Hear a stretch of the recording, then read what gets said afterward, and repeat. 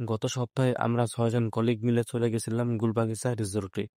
সেখানে আমরা ইচ্ছামতো সুইমিং করেছিলাম, ইচ্ছামতো ঝাপাঝাপি করেছিলাম। তো আজকের ভিডিওতে সেই রিসোর্টের ডিটেলস থাকবে। কিভাবে যাবেন, টিকিট কত, আর কাদের যাওয়া উচিত হবে না, সব থাকবে এই ভিডিওতে। ভিডিওটি শেষ পর্যন্ত দেখার অনুরোধ থাকবে। অনেকদিন ধরে ভাবছিলাম কোনো একটা রিসোর্টে গিয়ে সুইমিং করতে হবে, কিন্তু টাইম ম্যানেজ করা ইম্পসিবল।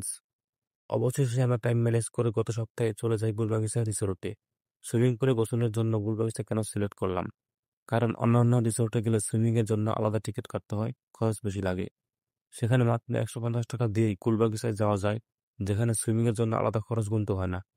তাই আমরা গুলবাগিচা সিলেক্ট করি আর চলে আসি গুলবাগিচায়। টানা 3 ঘন্টার মতো আমরা ইচ্ছা মতো সুইমিং করি, ঝাপাঝাপি করি আর ভরপুর এনজয় করি। তবে এই রিসোর্টে কাদের আসা উচিত হবে না? এই রিসোর্ট সুইমিং পুলের জন্য সেরা হলেও ঘোরার মতো ভিতরে আহামরি স্পেস ও দেখার মতো তেমন কিছু নেই। তাই যারা শুধু সুইমিং এর জন্য আসবেন, তাদের জন্য প্রথম পছন্দ হতে পারে এটি। কিন্তু যারা গোসল করবেন না, শুধু ঘোরার জন্য আসতে চান, তারা এটা স্কিপ করতে পারেন। কিভাবে আসবেন এই রিসোর্টে? গুলবাগিচায় আসার জন্য প্রথমে আপনাকে আসতে হবে গাজীপুর মৌচাক বাস স্ট্যান্ডে। সেখান থেকে যে কোনো অটোকে গুলবাগিচার কথা বললেই আপনাকে নিয়ে যাবে একদম গুলবাগিচা রিসোর্টের গেটের সামনে। মাত্র 150 টাকার টিকিট কেটেই আপনি এনজয় করতে পারবেন গুলবাগিচার সুইমিং পুলের অভিজ্ঞতা।